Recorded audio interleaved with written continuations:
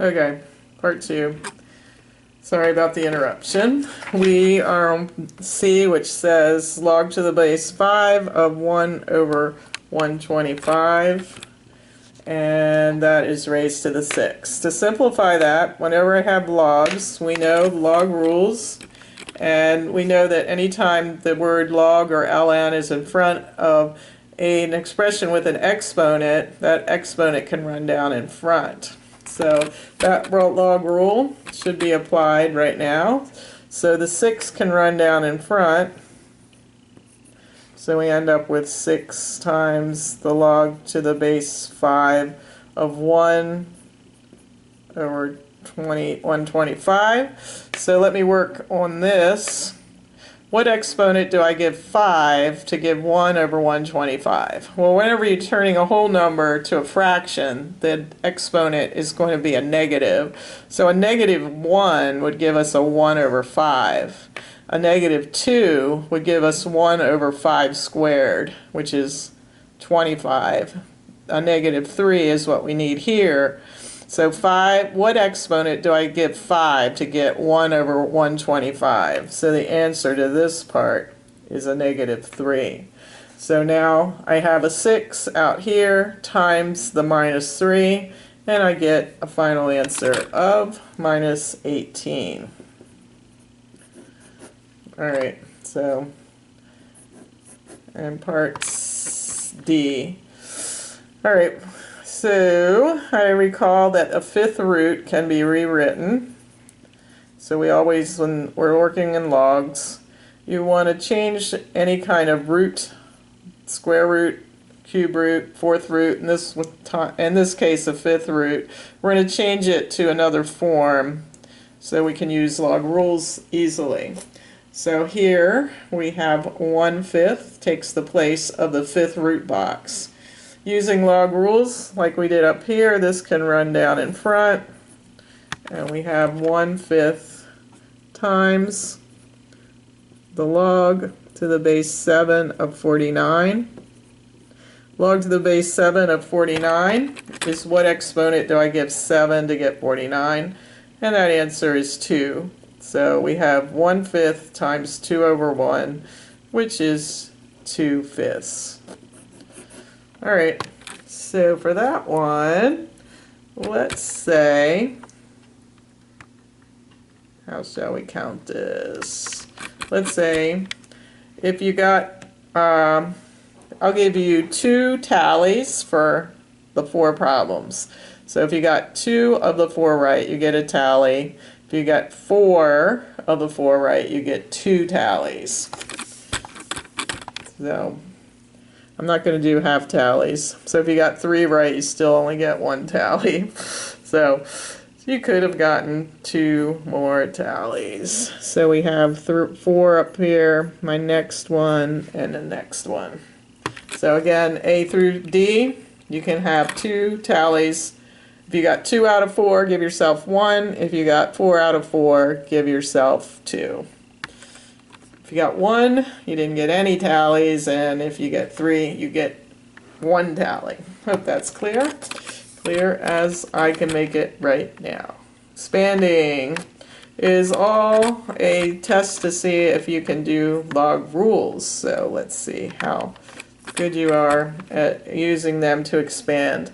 First step in expanding, if you have a root box, is to pull out that log to the base C, some little unknown root. That base won't affect anything, just carry it along.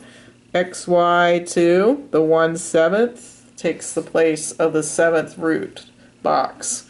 So now we're going to use log rules, and the 1/7 is going to run down in front. And it's going to be in front of this whole thing, so I'll emphasize that with a bracket. And now the log rules, when we have 2 things that are multiplied, remember we're expanding, so we're trying to stretch it out. So we have 2 things that are multiplied, can be written as 2 individual logs added. So I'll go out this way. The 1/7 cannot be forgotten. but we won't use it for a second. Log to the base c of x plus log to the base c of y is the expanded form. And now to finish it off, let's distribute the 1/7 to both terms.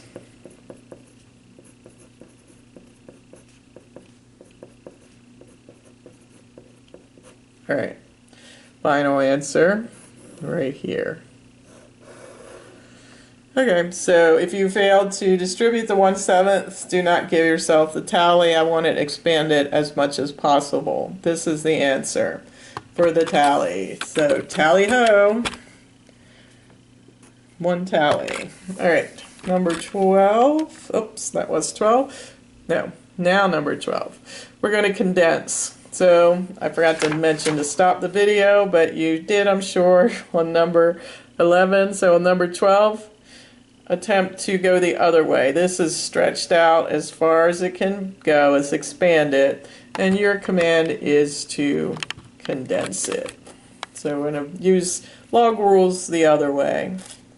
So take a minute and then turn back on the video.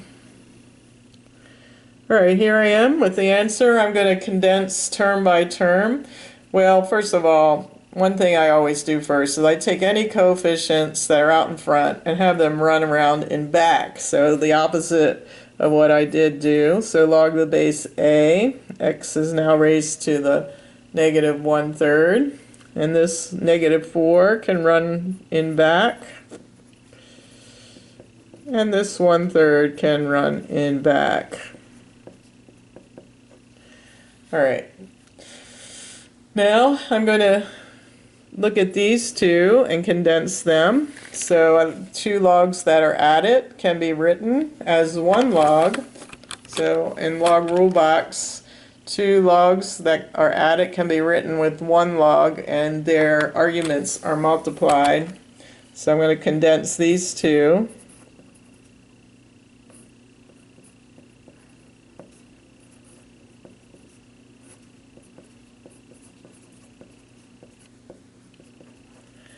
And I'm going to use that rule again. I have 2 logs that are added, so I'm going to write them as 1 log with the exponents, with the arguments multiplied. So here's the final answer for condensing. Tally, if you got that.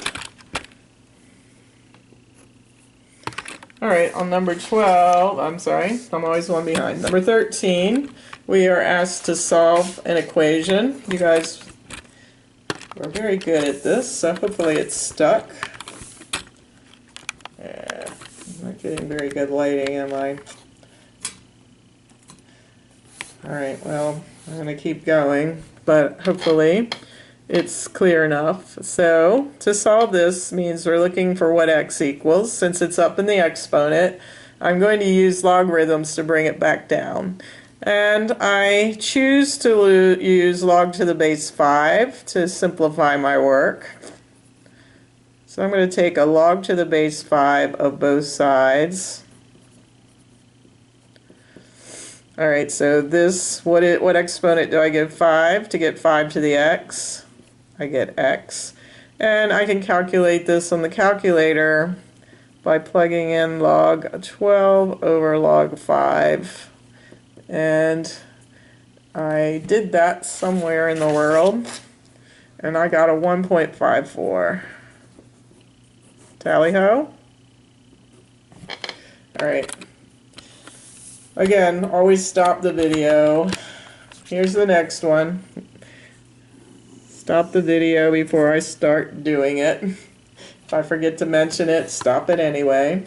The command is still solve. This time we're looking for a value. Where'd it go?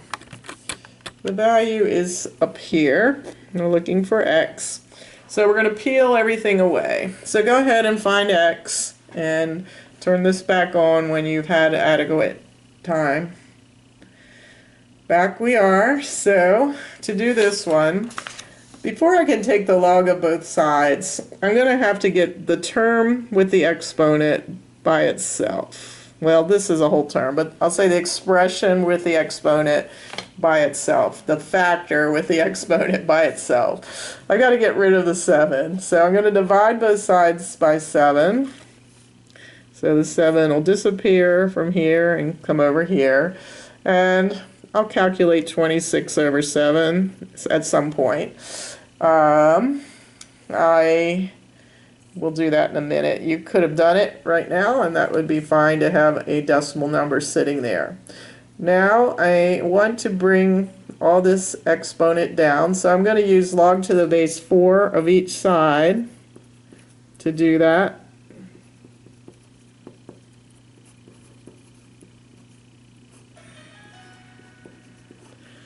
Alright, so what exponent do I give 4? To get 4 to the x plus 2, x plus 2, and log to the base 4 of 27 over 7. So I did that, and it came out to 3.714. So log to the base 4 of 3.714 can be found in the calculator by log of 3.714 over log 4. That's how we calculate logs to other bases. And whatever that is, I'm going to move the 2 over by subtraction. So when I did all that, I got this mess became a 0.946, and when I subtracted 2, I got a negative 1.036. In exponentials, when you're solving them, even though you're using logs, the original problem have been exponentials. You do not have to take the answer and check anything about it. It is acceptable. Alright, so even though you got a negative answer there, there's nothing you have to check. This is a correct answer. Alright, on number 14, we go in a different direction. And we were given $10,000 invested at 4%, continuously compounded. When will it double? So, take a moment and work on that and come right back. Alright, don't take too long to work on these. Maybe after the first 2 or 3 people get it, go ahead and turn the video on so you're not going too slowly through these. Alright, so we need the equation for continuous compounding. So the PERT one, the amount that they want to know how long, so what's the time till it's doubled. So this is going to be the unknown. The amount, and when it's at that time, this is going to be doubled. So we're going to put 20,000 on this side. We start it with 10,000. E 0.04 t. So now it's just a exponential equation to solve. You want to get the factor by itself before you take the log. So you're going to move the 10,000 over by division. It'll give you a 2 equals e to the 0.04 t. And then you are going to take the ln of both sides to get the unknown down into the level where we can use it. Ln of 2 is 0.693. The ln is base e, so this side just becomes 0.04 t. Divide both sides by 0.04 and get 17.3 years. All right. Now let's go ahead and look at the next situation. Another modeling exponential or logarithmic problem. Here we have a situation where we have, I think this was the virus one. Let me see. Alright, the virus is indicated by this relationship. And we want to know how many in 24 hours. So go ahead and calculate that, and then answer the question, how many hours till there are 1 million viruses? So when you're ready to go through those, turn it back on.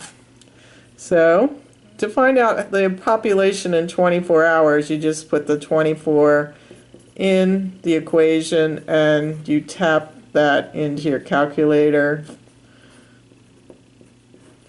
And when I did that, I found out that it was 1679 viruses at 24 hours. Now this question is how many hours till there's 1 million. So we're going to put 1 million as the amount on the left, and the rest of the equation follows, and the time is what we're looking for. So we want to solve for t, move the 12,000 over by division, and I got 833.33 equals e to the 0.041 t. Now I'm going to divide, take the ln of both sides. The ln on this side was 6.73.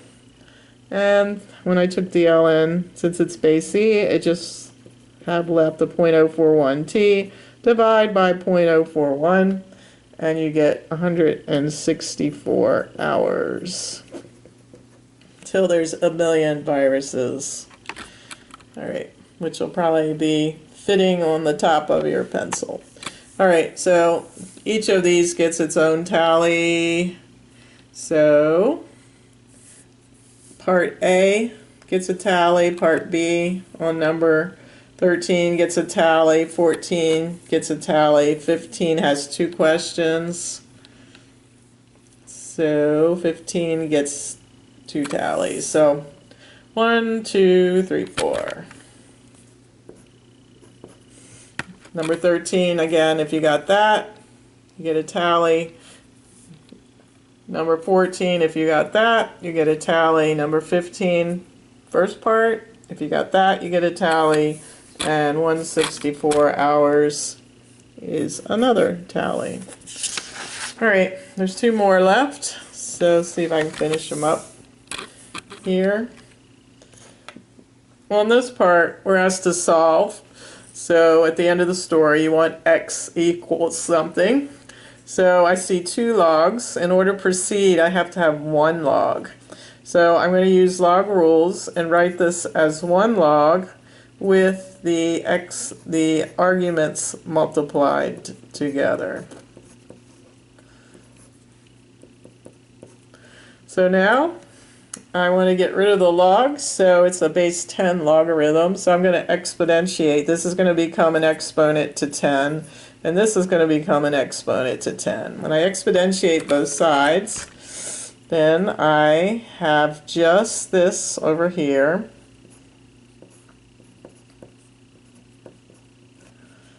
And I have 10 to the 4 here is 10,000.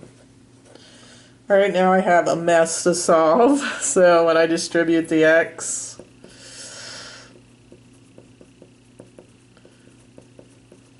and I designed this so it wasn't too bad. I moved the 2x squared over, and I'm assuming that's not easily factored. So I threw it in the quadratic formula. But when I did that, minus b plus or minus the square root of b squared minus 4ac, look what happens under the argument, all over 2a. So I have 144 minus this big number, so I have a negative number. I didn't even calculate it. A negative number under the square root, which cannot be done, so this indicates no solution. So, if you got that, tally ho. And this one is the same thing, except we have a negative sign here on part B. So pause point. And to see how this answer works out, you combine the two logs differently than you did in part A because of this minus sign. Log rules cause us to divide the arguments. And what was over here? A 4. Alright, so you can see this one is not going to be as nasty as the first one. Again, we're going to exponentiate to a base of 10. So we have x over 12 minus 2x equals, again we have our big 10,000. Multiply both sides by this expression, and that whole expression pops over here. And when we multiply that out, 12 times 10,000, 120,000. 120,000 minus 20,000x, which you might think is nasty, but it's not too bad. Move the x over here by addition, and you get 20,001. X's equal 120,000. Divide both sides by 20,000. And 1, and you get a number close to 6, but not quite. Alright, so this is a log problem, so when you do get an answer, sorry, hang on to your socks. When you do get an answer, you do have to check into the original, not to work it all out, but just to check and see if it causes a negative number or a 0 in the argument. So just putting in a number that is just below 6. Here it creates a positive number. Here, if it was 6, you'd have a 0, and that we'd have to disallow it. But we recognize it isn't really 6. It is below 6. So you're going to get a number that's positive here. 12 minus 2 times the number that's not quite 6 will be a positive small number. So we checked out. Alright, so tally ho if you got that. The last one, we are asked to look at a situation where we have C14 obeying a certain equation. And here's the equation for C14.